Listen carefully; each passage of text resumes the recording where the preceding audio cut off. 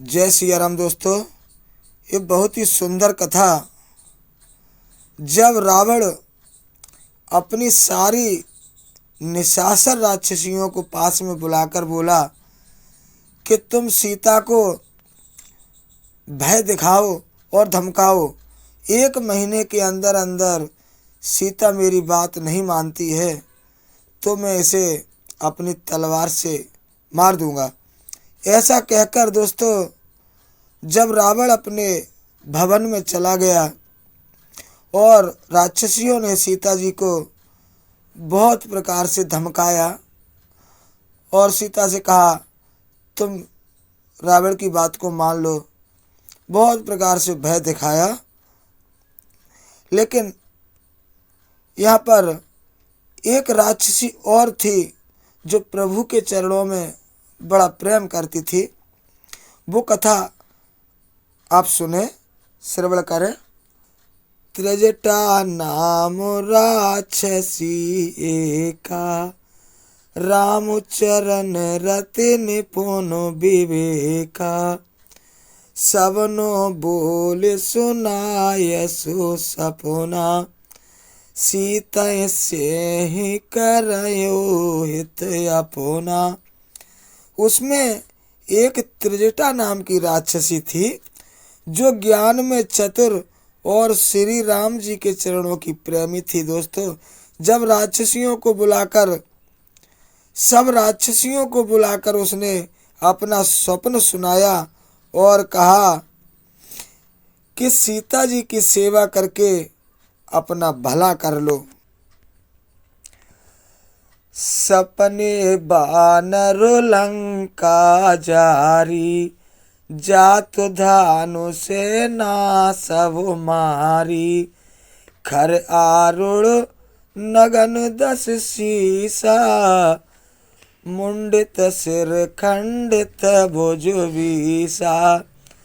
सपने में मैंने देखा कि एक बानर ने लंका जला दी और निशाचरों की सेना को मार डाला।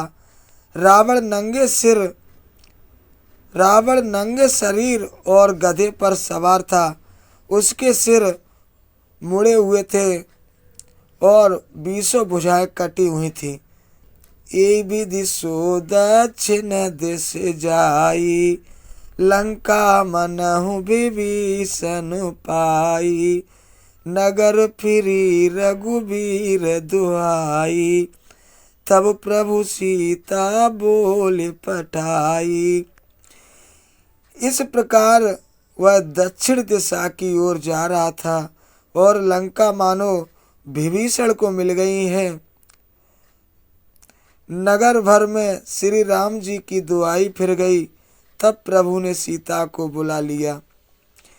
यह सपना में कहूँ पुकारी, होई सत्य गए दिन चारी, तासु बचन सुनित सब डरी, जनक सुता के चरण नहीं परी। मैं पुकार कर निश्चय से कहती हूँ कि यह स्वप्न 4 दिन के बाद सब सत्य हो जाएगा। उसके वचन सुनकर सब राक्षसियां डर गईं और सीता जी के चरणों में गिर पड़ी। जह तह कई सकल तब सीता कर मन सोच, मास दिवस बीते मोहे मारई निश्चर पोष। इधर दोस्तों सीता जी सोच रही हैं, इधर दोस्तों सब राक्षसियां इधर उधर चली गईं। सीता जी मन में चिंता करने लगी कि 1 महीने बाद यह नीच राक्षस मुझे मार डालेगा। त्रिजटा सन बोली कर जोरी, मातु विपत संग नित मोरी, तजो देह कर बेग उपाई, दुसह बिरहु अब नय सह जाई।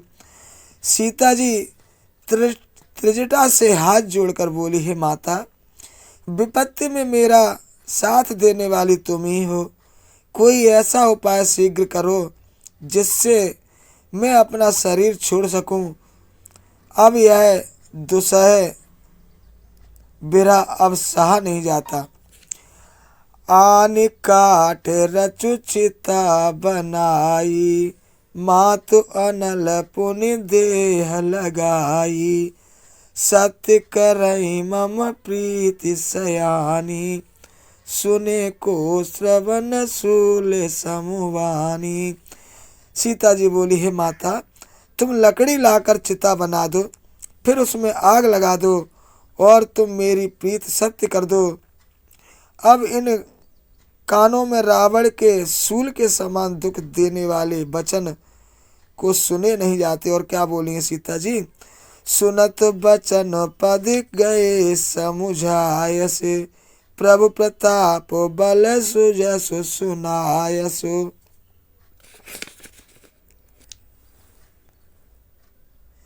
निसिन अनल मिल सुनो सुकुमारी, अस कह सो निज भवन सिधारी।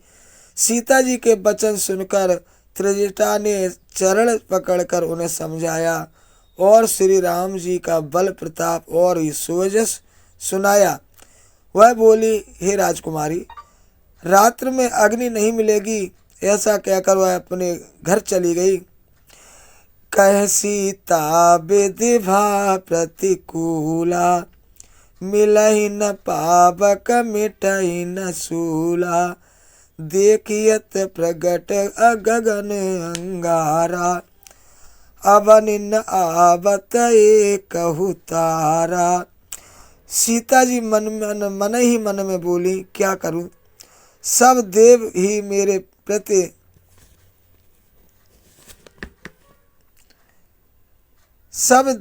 मेरे प्रतिकूल हो गया।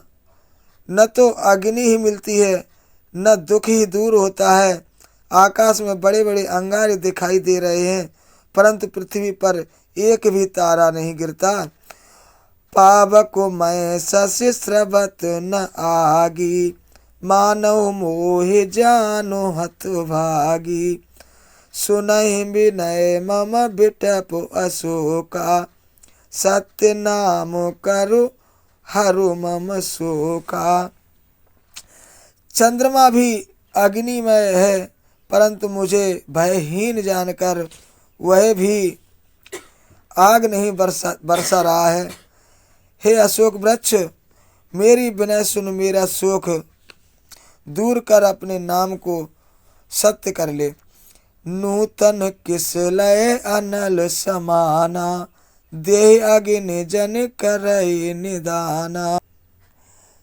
देख परम बिरहा कुल सीता, सोचन कपहि कलप समुबीता।